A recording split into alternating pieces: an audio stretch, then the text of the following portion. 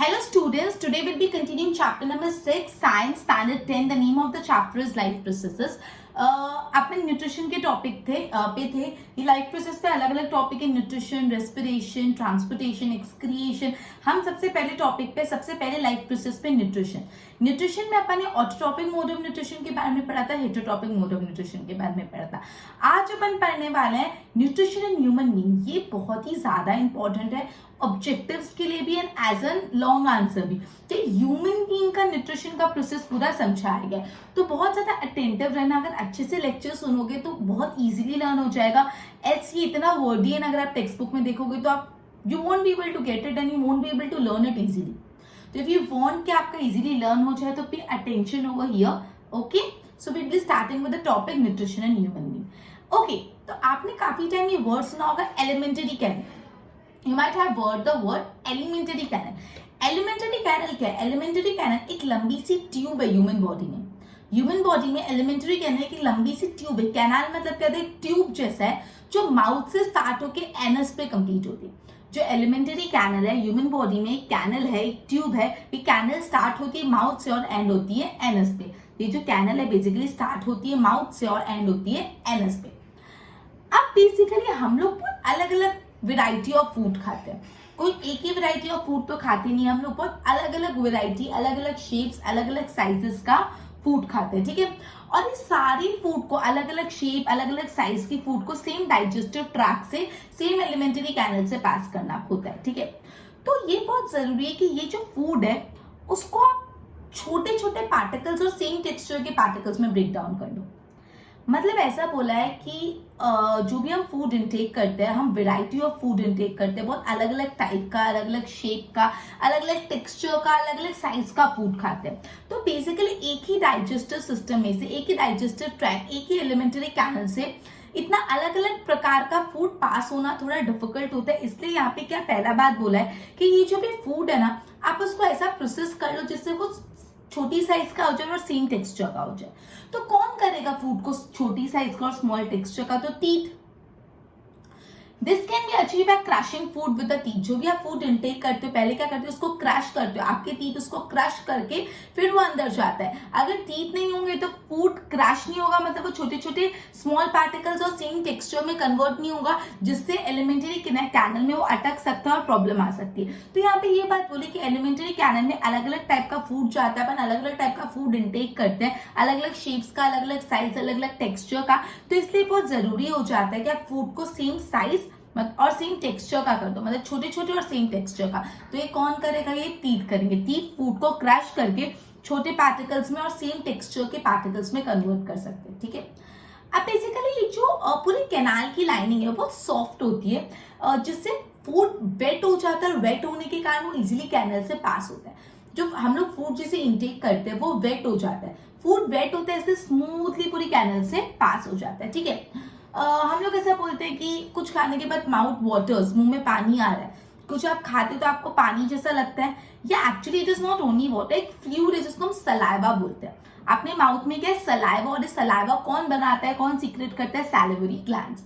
ये जो सलाइवा है वो कौन सीक्रेट करते हैं? Salivary glands. तो अगर आपसे पूछे कि सलाइवा को कौन सीक्रेट करता है, तो सलाइवा को सीक्रेट करता है सैलिवरी ग्लैंड्स। ठीक है, तो ये तो अपना एक पॉइंट था कि जो फूड हम इंटेक करते हैं वो अलग अलग शेप, अलग अलग साइज, अलग अलग वैरायटी का होता है, तो पूरी कैनल से पास होने में डिफिकल्ट होती है। इसलिए क्या करो, पहले फूड को सेम साइज में, स्मॉल साइज में और सेम टेक्सचर में कन्वर्ट कर लो, और ये करेगा टीथ। दूसरी भी एक प्रॉब्लम है, जो भी हम फूड इंटेक करते हैं वो बहुत कॉम्प्लेक्स फॉर्म में होता है।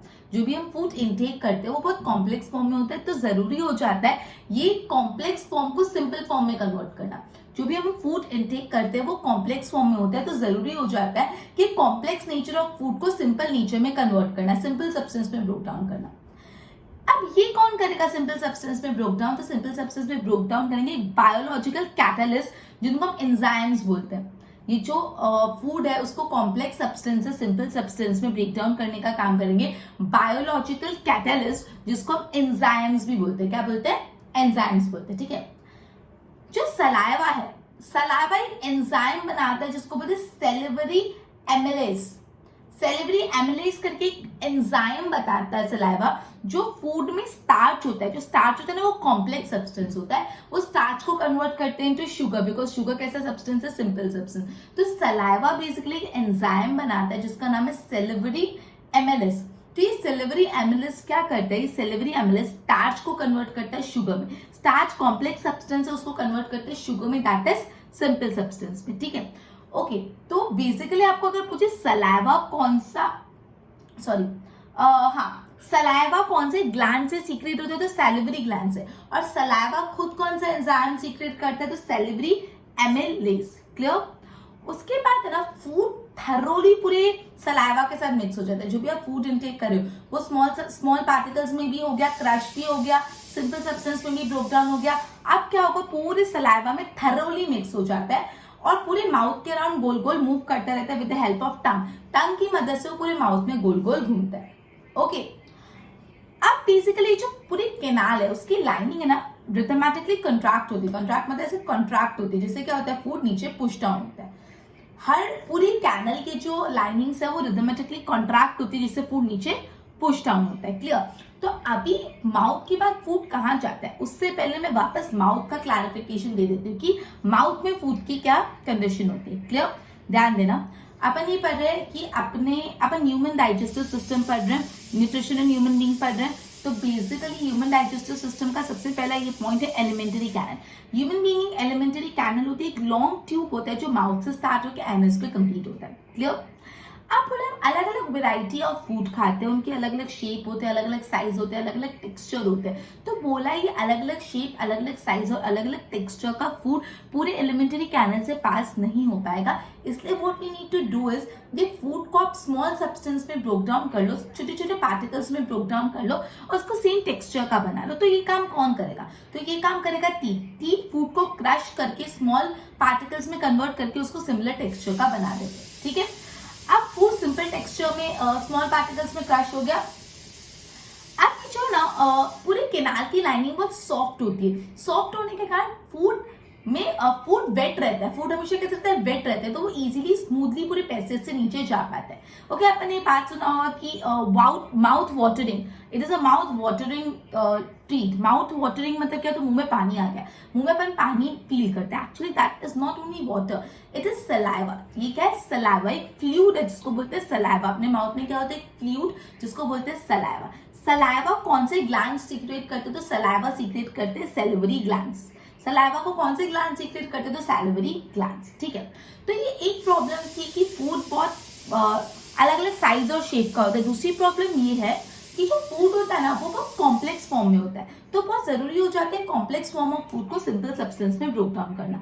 ये जो फूड जो होता है वो कैसे फॉर्म होता है, बहुत कॉम्प्लेक्स फॉर्म में होता है। तो ये complex nature of the food को सिंपल सब्सटेंस में ब्रेक डाउन करना बहुत जरूरी हो जाता है। क्लियर, सिंपल सब्सटेंस में ब्रेक डाउन करना जरूरी हो जाता है। ठीक है, ओके, तो ये सिंपल सब्सटेंस में ब्रेक डाउन करने का काम कौन करेगा, बायोलॉजिकल कैटालिस्ट करेंगे। कौन करेंगे, बायोलॉजिकल कैटालिस्ट, जिसको हम बोलते हैं एंजाइम्स।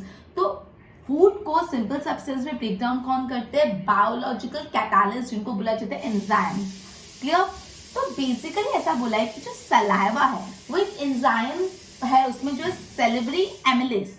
ये जो सैलिवरी एमिलेज एंजाइम है सलाइवा के अंदर, वो स्टार्च को शुगर में कन्वर्ट करते हैं। जो स्टार्च है वो एक कॉम्प्लेक्स सब्सटेंस है और उसको शुगर में कन्वर्ट करते हैं। शुगर क्या है, एक सिंपल सब्सटेंस है। Clear, okay.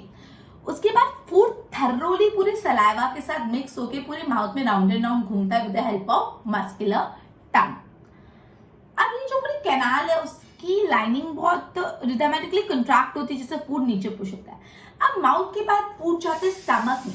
अब स्टमक में यहाँ पे माउथ, यहाँ पे स्टमक, डायरेक्टली कैसे जाएगा, कुछ होगा ना, फूड पाइप होता है। क्या होता है, फूड पाइप, या तो इसको ऑसोफेगस भी बोलते हैं, या तो इसको एसोफेगस भी बोलते हैं, या तो फूड पाइप भी बोलते हैं। मतलब माउथ से फूड जा रहा है स्टमक में और through with the help of food pipe या तो एसोफेगस। ऑसोफेगस या तो फूड पाइप की, ऑसोफेगस भी बोलते हैं, फूड पाइप की मदद से एक पाइप होता है जिसकी मदद से फूड स्टमक में गया। अब पेट में आ गया स्टमक, फूड। अब स्टमक एक लार्ज ऑर्गन है, एक्सपांड व्हेन फूड एंटर। अपना स्टमक जो ह्यूमन बीइंग स्टमक है वो एक लार्ज ऑर्गन है जो एक्सपांड हो जाता है as and when food enters. जैसे ही फूड एंटर कर रहा है स्टमक में, तो जो स्टमक है वो क्या हो रहा है, एक्सपांड हो जा रहा है। क्लियर, ओके, अभी जो स्टमक की वॉल्स है mix food with the more digestive juices, मतलब जैसे ही फूड स्टमक में आया तो स्टमक की वॉल्स ने फूड के अंदर और डाइजेस्टिव जूसेस मिक्स कर दिए। क्या कर दिए? डाइजेस्टिव जूसेस मिक्स कर दिए। ओके, ये स्टमक में जो डाइजेशन पूरा होता है वो कंट्रोल होता है बाय गैस्ट्रिक ग्लैंड्स।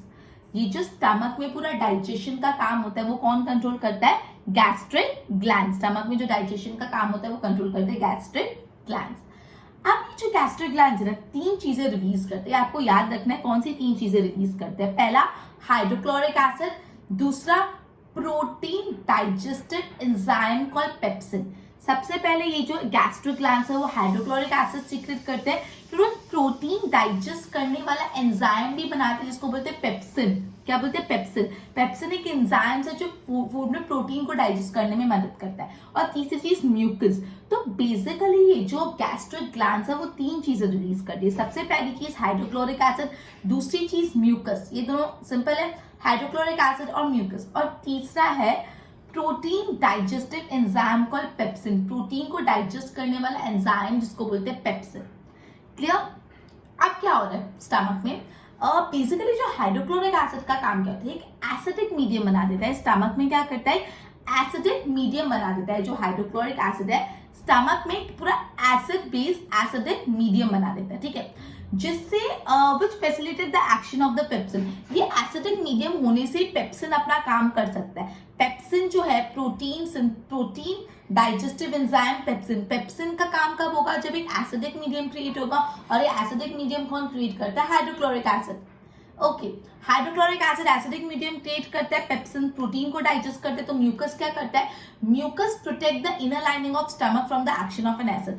मतलब जो भी स्टमक की लाइनिंग है, इनर लाइनिंग, उसको म्यूकस प्रोटेक्ट करता है एसिड के असर से। यू माइट हैव हर्ड कि लोग बोलते हैं एसिडिटी हो रही है, बहुत पेट में एसिडिटी हो रही है। What does that mean?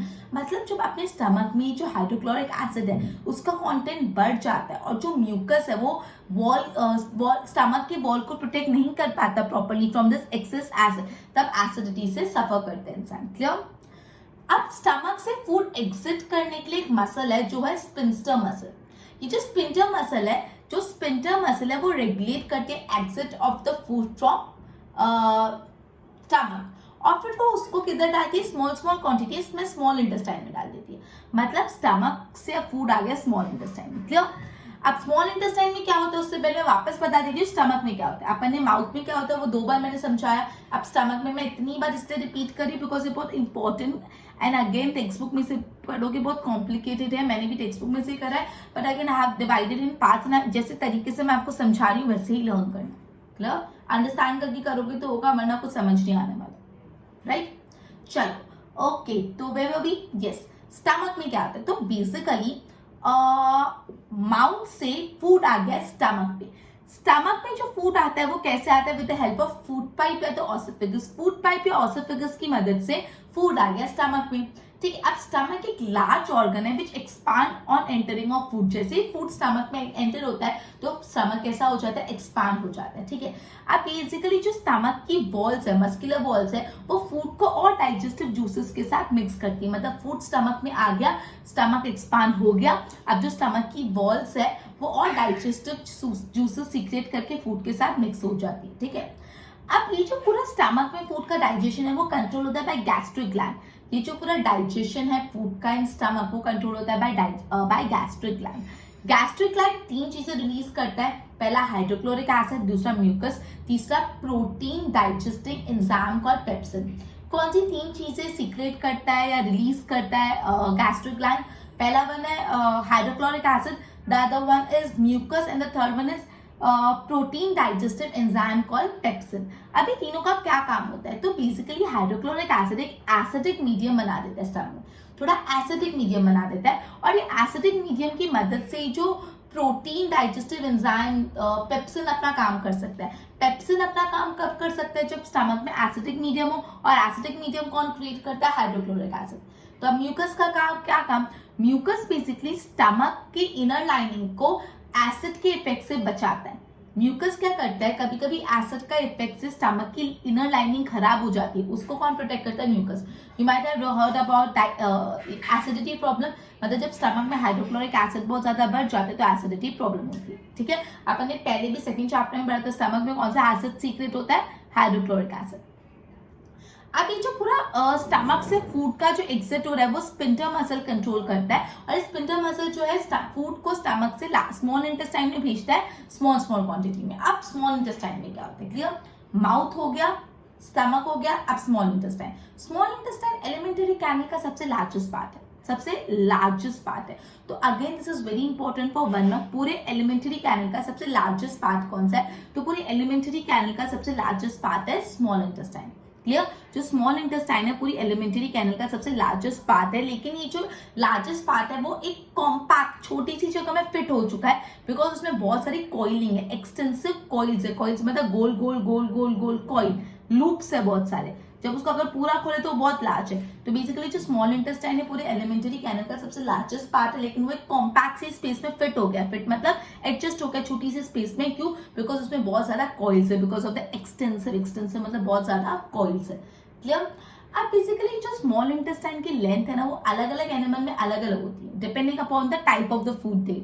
मतलब बेसिकली जो एलिमेंटरी कैनल है उसकी जो साइज होता है, उसकी जो लेंथ होता है अलग अलग एनिमल में अलग अलग होती है, ठीक है। किस पे डिपेंड करता है कि क्या लेंथ होगी? डिपेंड करता है on the type of the food they. मतलब जैसे जो ग्रास ईटिंग एनिमल होते हैं, मतलब जिनको हम हर्बिवोरस बोलते हैं, जो ग्रास खाते हैं, उनका जो स्मॉल इंटेस्टाइन है ना वो लॉन्गर होता है, वो थोड़ा लंबा होता है। क्यों लंबा होता है? बिकॉज अपन को पता है जो ग्रास ईटिंग एनिमल है वो ग्रास खाता है, और ग्रास में सेलुलोज होता है, और सेलुलोज को सिर्फ ग्रास ईटिंग एनिमल हर्बिवोरस ही डाइजेस्ट कर सकते हैं। ग्रास में जो सेलुलोज होता है उसको ह्यूमन बीइंग, हम कभी भी ग्रास खा नहीं सकते, बिकॉज ग्रास के अंदर सेलुलोज होता है और सेलुलोज को हम डाइजेस्ट नहीं कर सकते। लेकिन जो ग्रास ईटिंग एनिमल है वो सेलुलोज को डाइजेस्ट कर सकते हैं, और इसलिए उनका जो उनका जो स्मॉल इंटेस्टाइन वो ज्यादा लॉन्गर होता है। और जो एनिमल ईटिंग होते हैं, जो मीट ईटिंग एनिमल होते हैं, जिनको हम कार्निवोरस बोलते हैं, उनका जो स्मॉल इंटेस्टाइन होता है वो शॉर्टर होता है। तो आपको ये भी 1 मार्क के लिए पूछ सकते हैं कि, या एमसीक्यू में पूछ सकते हैं किसका स्मॉल इंटेस्टाइन लॉन्गर है, whether it is herbivorous or carnivorous or none of this, या all of about, you will like herbivorous. herbivorous का स्मॉल इंटेस्टाइन लॉन्गर है बिकॉज वो ग्रास खाते हैं, ग्रास में सेलुलोज होता है और सेलुलोज को डाइजेस्ट करना होता है, इसलिए उनका लार्ज इंटेस्टाइन लॉन्गर होता है। और जो कार्निवोरस होते हैं उनका लार्ज इंटेस्टाइन स्मॉलर होता है, ठीक है। ओके, बेसिकली यहाँ पे स्मॉल इंटेस्टाइन में पूरा कंप्लीट डाइजेशन होता है कार्बोहाइड्रेट का, प्रोटीन्स और फैट। ये जो small intestine, it is a site for the complete digestion of carbohydrate, proteins and fat. यही जगह, स्मॉल इंटेस्टाइन ही जगह है जहाँ पे कार्बोहाइड्रेट, प्रोटीन्स और फैट्स का प्रॉपर कंप्लीट डाइजेशन होता है। क्लियर? तो तुमको 1 मार्क के लिए ये भी पूछ सकते हैं, which is a site for the complete digestion of carbohydrate, proteins and fat. कौन सी जगह में कार्बोहाइड्रेट, प्रोटीन्स और फैट का पूरा कंप्लीट डाइजेशन होता है? तो वो है स्मॉल इंटेस्टाइन। क्लियर? और स्मॉल इंटेस्टाइन में क्या होता है उससे पहले मैं वापस रिवाइज करवा रही स्मॉल इंटेस्टाइन। तो बेसिकली फूड स्टमक से स्मॉल इंटेस्टाइन में जा रहा है, और ये जो एग्जिट ऑफ फूड है फ्रॉम स्टमक वो कंट्रोल करता है स्पिंटर मसल, और स्मॉल स्मॉल क्वांटिटी में वो स्मॉल इंटेस्टाइन में रिलीज करता है। स्मॉल इंटेस्टाइन जो है ना सबसे लार्जेस्ट पार्ट है एलिमेंटरी कैनल का। 1 मार्क इंपॉर्टेंट, सबसे लार्जेस्ट पार्ट कौन सा एलिमेंटरी कैनल का? Yes, it is small intestine. तो बेसिकली जो स्मॉल इंटेस्टाइन है वो सबसे लार्जेस्ट पार्ट है एलिमेंटरी कैनल का, ठीक है। वो एलिमेंटरी कैनल का सबसे लार्जेस्ट पार्ट है, लेकिन वो कॉम्पैक्ट सी स्पेस में फिट हो जाता है बिकॉज उसमें बहुत ज्यादा कॉइलिंग है, बिकॉज ऑफ एक्सटेंसिव कॉइलिंग, ठीक है। अब length of the small intestine depend करता है एनिमल टू एनिमल, हर एनिमल में अलग होती है। एंड वो भी किस पर डिपेंड करता है? टाइप ऑफ द फूड दे। जो ग्रास ईटिंग एनिमल्स होते हैं, जो हर्बिवोरस होते हैं, उनका जो स्मॉल इंटेस्टाइन है वो लॉन्गर होता है, बिकॉज वो उनको सेल्यूलोज डाइजेस्ट करना होता है इसलिए। और जो meat eating animal, that is जो कार्निवोरस होते हैं, उनका स्मॉल इंटेस्टाइन स्मॉलर होता है, ओके। उसके बाद है पूरा complete digestion of protein, fats और कार्बोहाइड्रेट्स कहाँ होता है? कार्बोहाइड्रेट, प्रोटीन और फैट का पूरा कंप्लीट डाइजेशन होता है स्मॉल इंटेस्टाइन में। तो small intestine it is a site for the complete digestion of carbohydrate, proteins and fats. Okay, तो अभी और अपन आगे पढ़ते हैं। पहले अपन ने क्या पढ़ा? एलिमेंटरी कैनल में माउथ के बारे में पढ़ा। माउथ में 2 चीजें अपन ने पढ़ी। पहला, फूड को छोटे छोटे पार्टिकल्स में और सेम टेक्सचर में टीथ का कन्वर्ट करते हैं। फिर सिंपल सब्सटेंस से कॉम्प्लेक्स सब्सटेंस से सिंपल सब्सटेंस पे ब्रेक डाउन करने का काम बायोलॉजिकल कैटालिस्ट जो एंजाइम्स करते हैं।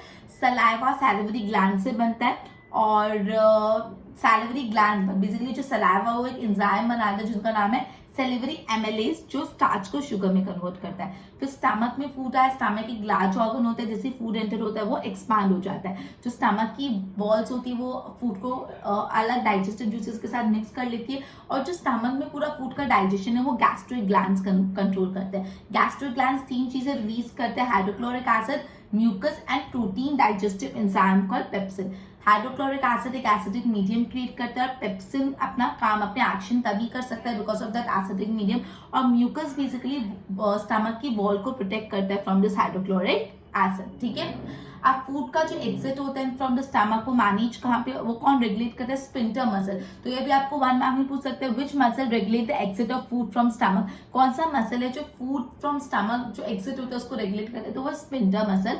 और वो स्मॉल स्मॉल क्वांटिटी में फूड को स्मॉल इंटेस्टाइन में भेजता है। स्मॉल इंटेस्टाइन सबसे लार्जेस्ट पार्ट एलिमेंटरी कैनल का, लेकिन वो कॉम्पैक्ट स्पेस में फिट है because of the extensive coiling. जो भी स्मॉल इंटेस्टाइन है उसकी लेंथ डिपेंड करती है अलग अलग एनिमल पे, and it depends upon the type of food they. Herbivores का लॉन्गेस्ट स्मॉल इंटेस्टाइन होता है, और जो कार्निवरस है उनका शॉर्टर होता है। और बेसिकली स्मॉल इंटेस्टाइन एक जगह, एक साइट है जहाँ पे कंप्लीट डाइजेशन होता है, पूरा फैट्स, प्रोटीन और कार्बोहाइड्रेट पूरे डाइजेस्ट हो जाते हैं स्मॉल इंटेस्टाइन में। It is a site for the complete digestion of carbohydrate, proteins and fats. Okay, so ये अपन ने अभी तक आधा ह्यूमन डाइजेस्टिव सिस्टम देखा है, और देखते पहले बोर्ड से मैं इतना गो थ्रू करा देती हूँ। ठीक है, nutrition in human being, elementary canal is a long tube from mouth to anus, we eat variety of various type of food and it pass through the same digestive tract. Food process can generate particles small and to the same texture. This can be achieved by crushing the food by teeth. जो मैंने आपको बताया food को teeth को food crush करके same size और same texture का बनाना। Lining of canal is soft, so food became wet, and because of which it provides smooth passage. मतलब जो अपनी कैनल एलिमेंट्री कैनल उसकी लाइनिंग बहुत सॉफ्ट है जिससे फूड वेट हो जाता है और इजीली स्मूथली पास हो जाता है। We eat something mouth waters. It is not only water but a fluid called saliva which is secreted by salivary glands.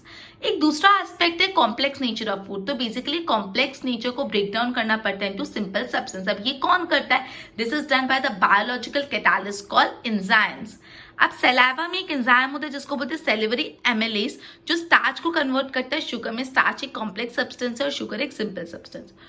अब फूड मिक्स होता है थरोली विद द सलाइवा और move around the mouth with the help of muscular tongue. जो food होता है वो thoroughly saliva में mix होते हैं, पूरे माउथ में रोटेट होता है with the help of muscular tongue. Lining of the canal contract and push food downward. जो भी कैनल की लाइनिंग है वो बेसिकली कॉन्ट्रैक्ट होकर खाने को नीचे भेजती है। ओके, उसके बाद माउथ से फूड जाता है स्टमक में with the help of food pipe और ऑसिफिगस। ठीक है, ना स्टमक एक लार्ज ऑर्गन है that expand when food enters. Stomach एक बहुत लार्ज ऑर्गन है, जैसे उसमें फूड जाएगा वो क्या हो जाएगा? एक्सपांड हो जाएगा। Muscular wall of the stomach mix food with the more digestive juices, और पूरा जो डाइजेशन है स्टमक को कंट्रोल होता है बाय गैस्ट्रिक ग्लैंड्स। नाउ ये gastric gland releases hydrochloric acid, protein digestive enzyme called pepsin and mucus. Hydrochloric acid एक acidic medium create करता है which facilitate the action of pepsin. Hydrochloric acid stomach में acidic medium create करता है जिससे pepsin का action possible है। Mucus protect the lining of the stomach from the action of acid. Mucus क्या करता है? स्टमक को लाइनिंग ऑफ स्टमक को एसिड से प्रोटेक्ट करता है। एसिडिटी के बारे में आपने सुना होगा। Now exit of food through stomach is regulated bye sphincter muscle which release in small amount in small quantity. तो मैं आपको पहले ही बता चुकी हूँ, जो भी फूड का एक्सिट होता है फ्रॉम स्टमक को कौन से मसल कंट्रोल करते हैं? Sphincter muscle. Now, largest part of the alimentary canal, small intestine is the largest part of alimentary canal, and it is fitted into a compact space because of the extensive coiling. Length of the small intestine is different in various animals depending upon the food they eat. जो grass eating animal होता है उनका small intestine longer होता है because they have to digest the cellulose, और जो carnivorous होते हैं उनका जो लार्ज स्मॉल इंटेस्टाइन वो शॉर्टर होता है। ठीक है, now site small intestine is a site for the complete digestion of carbohydrate, proteins and fat. जो पूरा कार्बोहाइड्रेट, प्रोटीन और फैट्स का कंप्लीट डाइजेशन होता है वो यहाँ पे ही होता है। क्लियर? तो एक बार इसके नोट्स बनाओ फिर आगे कंटिन्यू करते हैं।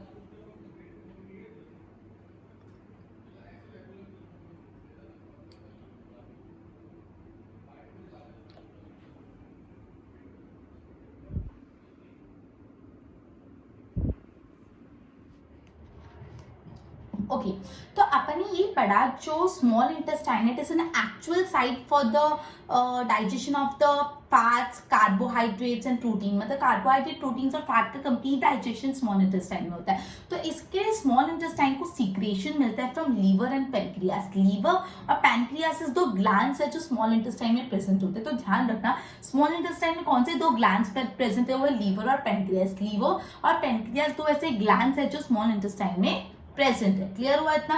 तो बेसिकली जो भी स्टमक से फूड आ रहा है ना स्मॉल इंटेस्टाइन में, वो थोड़ा एसिडिक होता है। जो स्टमक से डायरेक्टली फूड आ रहा है स्मॉल इंटेस्टाइन में, वो कैसा होता है? बाय नेचर एसिडिक होता है, बिकॉज उसमें हाइड्रोक्लोरिक एसिड एक्ट किया हुआ होता है। अब ये एसिडिक फूड को थोड़ा अल्काइल बनाना पड़ता है। जो एसिडिक फूड है उसको थोड़ा बेसिक अल्काइल बनाना पड़ता है, जिससे पेनक्रियाटिक एंजाइम्स उस पर एक्ट कर पाए। तो बेसिकली जो एसिडिक फूड आया है फ्रॉम स्टमक, उसको अल्काइल बनाने का काम कौन करता है? Bile juice. कौन करता है?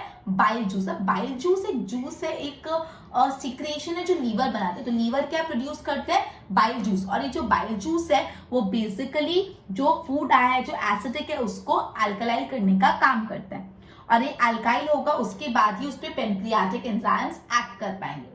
तो बाइल जूस का पहला काम ये होता है वो एसिडिक फूड को अल्काइल बनाता है। जो फूड एसिडिक आया है स्टमक से उसको अल्काइल बनाने का काम होता है बाइल जूस का। ठीक है, दूसरा क्या काम करता है bile juice? Bile juice basically fats पे भी काम करता है। फैट्स पे कैसे काम करता है? तो जो अपने इंटेस्टाइन में फैट्स होते हैं वो लार्ज ग्लोब्यूल्स होते हैं, मतलब बड़े बड़े ग्लोब्यूल्स के फॉर्म में होते हैं। तो ये बड़े बड़े ग्लोब्यूल्स पे एंजाइम्स इजीली एक्ट नहीं कर पाते।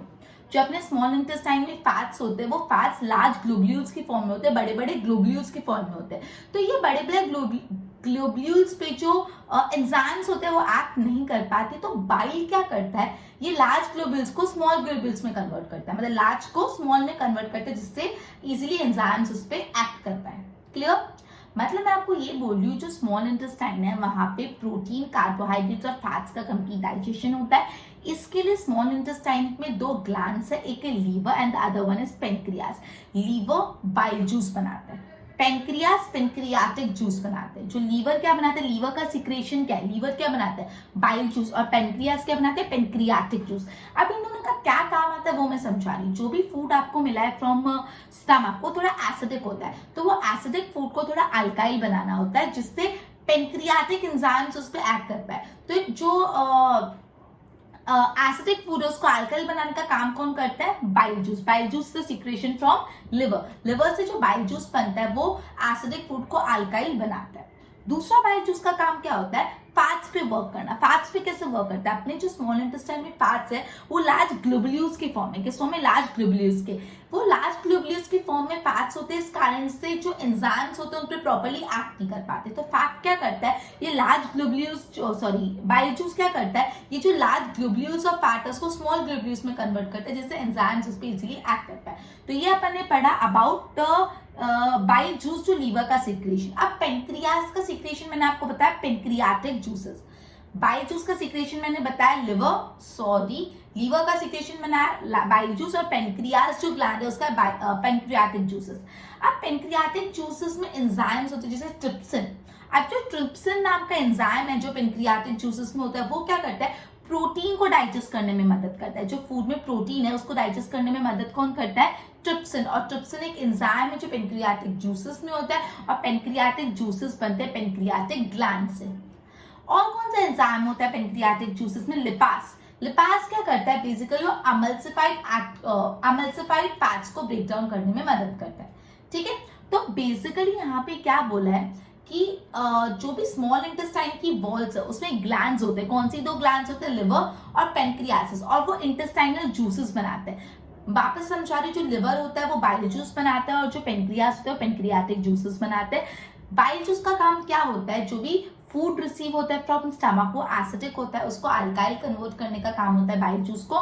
दूसरा बाइल क्या काम करता है? बेसिकली जो भी फैट्स होते हैं स्मॉल इंटेस्टाइन में वो लार्ज ग्लोब्यूल्स के फॉर्म में, उसको स्मॉल ग्लोब्यूल्स में कन्वर्ट करने का काम भी कौन करता है? Bile juice. Pancreas pancreatic juices बनाते हैं। पेनक्रियाटिक जूसेस क्या करते हैं? पेनक्रियाटिक जूसेस दो एंजाइम्स बनाते हैं, पहले trypsin and the other one is lipase. Trypsin क्या करता है? ट्रिप्सिन का प्रोटीन डाइजेशन में मदद करता है। ट्रिप्सिन क्या करता है? प्रोटीन के डाइजेशन में मदद करता है। और लिपास क्या करता है? लिपास बेसिकली अमल्सिफाइड फैट्स को ब्रेक डाउन करने में मदद करता है। ठीक है, अब फाइनली क्या होता है, जो भी एंजाइम्स होते हैं ना वो प्रोटीन्स को कन्वर्ट कर लेते हैं एमिनो एसिड में, कॉम्प्लेक्स कार्बोहाइड्रेट को कन्वर्ट कर लेते हैं ग्लूकोज में, ग्लूकोज और फैट्स में, और फैटी एसिड को convert, just a minute, carbohydrate convert होता है ग्लूकोज में और फैट्स कन्वर्ट होता है फैटी एसिड और ग्लाइसरॉल में।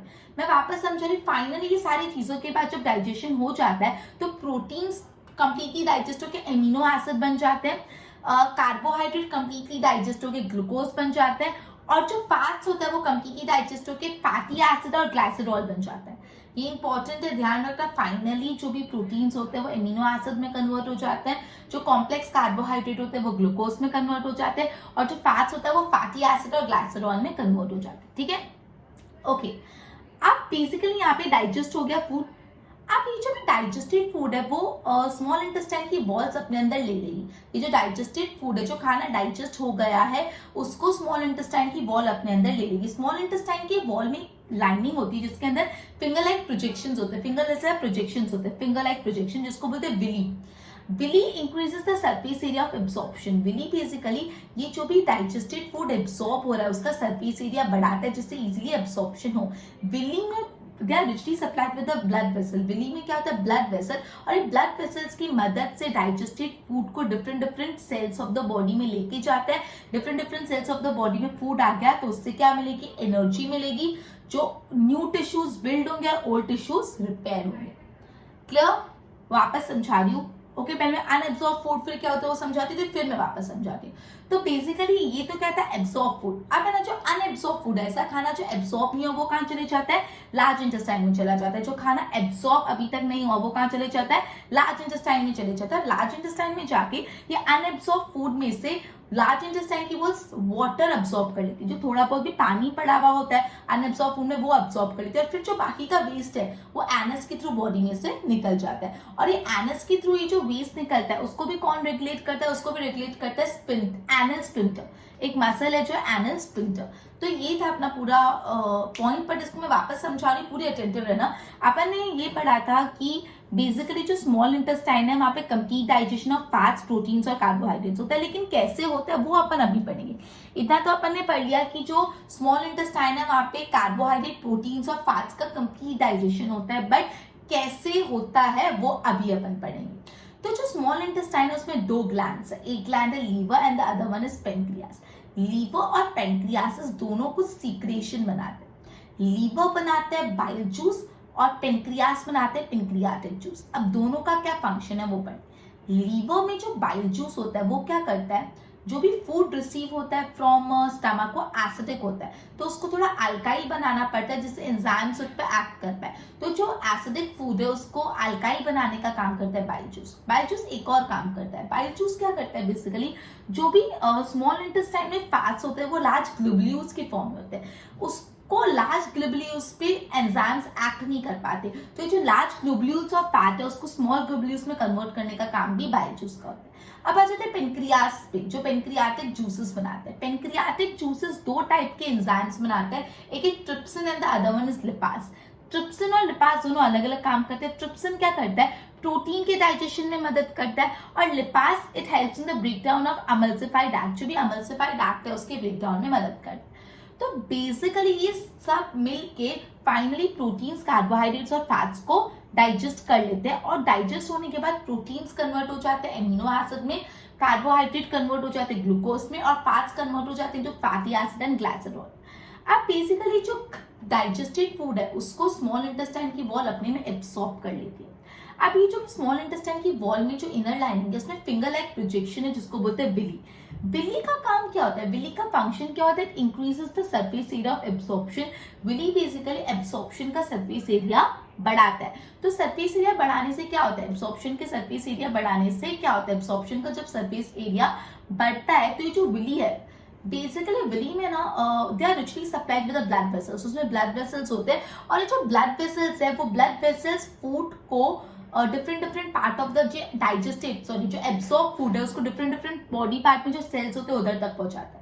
अब सेल्स तक फूड पहुंच गया तो कौन सी तीन चीजें होगी, एनर्जी मिलेगी, ओल्ड टिश्यूज रिपेयर होंगे, न्यू टिश्यूज बिल्ड होंगे। एनर्जी मिलेगी, ओल्ड टिश्यूज रिपेयर होंगे और न्यू टिश्यूज बिल्ड होंगे। अब ये तो था एब्सॉर्ब फूड की बात। अब जो अनएब्सॉर्ब फूड है वो कहाँ चले जाते हैं, स्मॉल इंटेस्टाइन से लार्ज इंटेस्टाइन में। अब लार्ज इंटेस्टाइन में बेसिकली ये जो अनएब्सॉर्ब फूड है उसमें से वाटर एब्सॉर्ब कर लेते हैं, जो थोड़ा बहुत बचा कुचा पानी वो एब्सॉर्ब कर लेते हैं, फिर जो वेस्ट मटेरियल होता है वो एनस के थ्रू बॉडी में से निकल जाता है। ये जो वेस्ट मटेरियल का रिमूवल है वो कंट्रोल करता है एनल स्पिंटर नाम के एक मसल। तो ये था पूरा अपना डाइजेशन इन human being, human digestive system, पूरा एलिमेंटरी कैनल में माउथ में क्या आता है क्लियरली पढ़ा, फिर स्टमक में क्या होता है क्लियरली पढ़ा, स्मॉल इंटेस्टाइन में क्या होता है और लार्ज इंटेस्टाइन में क्या होता है, ये पूरा अपन ने पढ़ा। पहले माउथ, फिर होता है ओसोफेगस, फिर स्टमक, फिर स्मॉल इंटेस्टाइन, फिर लार्ज इंटेस्टाइन, फिर एनस, और हर प्रोसेस को अपन ने बहुत डिटेल में पढ़ा। प्लीज इसको लाइट की मत लेना। अगर तुमको लग रहा है कि ठीक है तो ऐसे ही है तो बहुत तकलीफ आने वाली है। इजी डिटेल में समझो मैं क्या बोली तो बहुत ज्यादा इजी हो जाएगा, प्लीज बी अटेंटिव। ओके, अब मैं डेंटल फ्लाई के बारे में बात करें, टूथ डिके, दांत सड़ जाना, टूथ डिके। अब टूथ डिके कैसे होता है, तो बेसिकली जब दांत सड़ता है, टूथ डिके हो जाता है, डेंटल कैरीज होता है, ये क्या करता है, जो भी एनिमल और डेंटाइन होता है टीथ को, उसको एकदम सॉफ्ट बना देता है। अपन को पता है एनिमल सबसे हार्डेस्ट थिंग है ह्यूमन बॉडी में, तो एनिमल बहुत हार्ड होता है, लेकिन टूथ डिके से क्या होता है, एनिमल सॉफ्ट होता जाता है। ठीक है, अब एनिमल सॉफ्ट कैसे होता है, तो बेसिकली जो भी बैक्टीरिया होता है वो शुगर पे एक्ट करके एसिड बनाते हैं। अपन कोई भी शुगरी सब्सटेंस खाते हैं, कोई भी सब्सटेंस में शुगर होता है, तो क्या होता है अपने फूड में, अपने माउथ में वो शुगर के पार्टिकल्स रह जाते हैं, तो शुगर के पार्टिकल्स पे तुरंत बैक्टीरिया आ जाता है और बैक्टीरिया उस पर एक्ट करके एसिड बना लेते हैं। ठीक है, अब एसिड बना लेते हैं तो क्या होता है, ये जो एसिड है वो इकट्ठा होता जाता है और पूरे टूथ को खराब कर लेता है। अब जो बेसिकली सलाइवा होता है वो टूथ के सरफेस तक पहुंच नहीं पाता। अगर वो टूथ के सरफेस पे पहुंच पाता तो एसिड को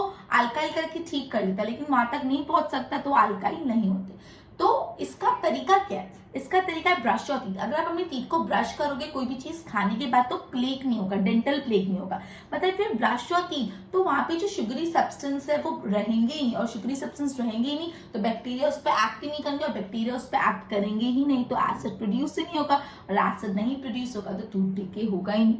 क्लियर, वापस समझा रही, टूथ डिके का, टूथ डिके बेसिकली उससे जो डेंटाइन और एनिमल है वो सॉफ्ट हो जाते हैं। But how does this happen, तो whenever we eat a sugary substance या कोई भी सब्सटेंस, ओके, जो फूड पार्टिकल्स होते हैं वो टीथ में स्टिक हो जाते हैं। फूड पार्टिकल्स स्टिक होने से क्या होता है, जो बैक्टीरिया होते हैं वो फूड पार्टिकल्स पे एक्ट करते हैं और बेसिकली वहां पे एसिड बना देते हैं। एसिड बनाने से अपना टूथ डिके हो जाता है। तो अब इसके लिए व्हाट कैन वी डू, अब एक्चुअली जो सलाइवा होता है, सलाइवा ये एसिड को अल्काइल बना सकते हैं, लेकिन सलाइवा वहां तक टूथ के बेस तक पहुंचता ही नहीं।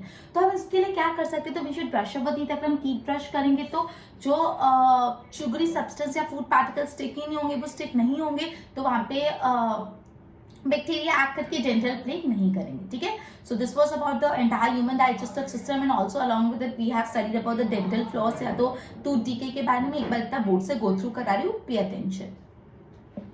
ओके, तो small intestine receive secretion of liver and pancreas, ये दो ग्लैंड्स है। Now food coming from the small stomach is acidic, so it has to be made अल्काइल for pancreatic enzymes to act. Bile juice from liver accomplish this, कौन करता है, bile juice from liver, liver से जो bile juice बनता है वो ये काम करता है।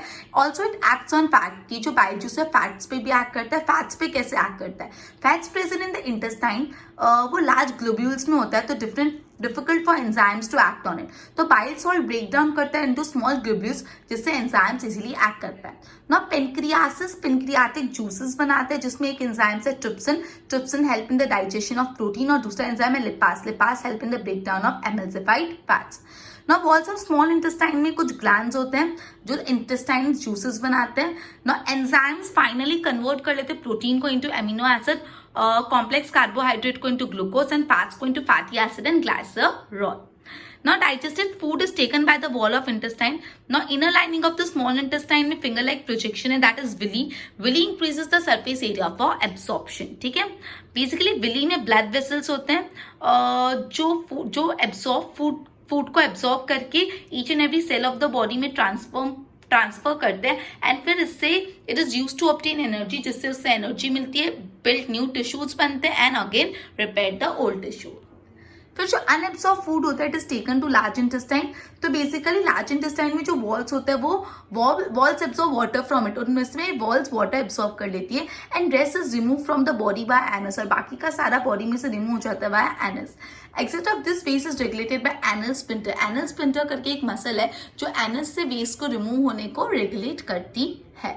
Now dental caries. Now tooth decay soften enamel and dentine. Bacteria acts on sugar and produces acid. तो mass of bacteria with food particles stick to teeth और वहाँ पे dental plaque होता है. Saliva cannot reach the tooth surface to neutralize acid. So brush your teeth after eating जिससे dental plaque नहीं होगा. ठीक है. ओके तो इट विल नॉट इन्वेड और एसिडिक मीडियम नहीं क्रिएट. अगर आप ये चीज़ नहीं करें प्रॉपरली, ब्रश टीथ ब्रश नहीं करें तो क्या हो जाएगा, डेंटल प्लेग होने से इन्फ्लेशन होगा और इन्फेक्शन के चांसेस बढ़ जाते हैं. ओके तो एक बार इसकी नोट्स बनाओ.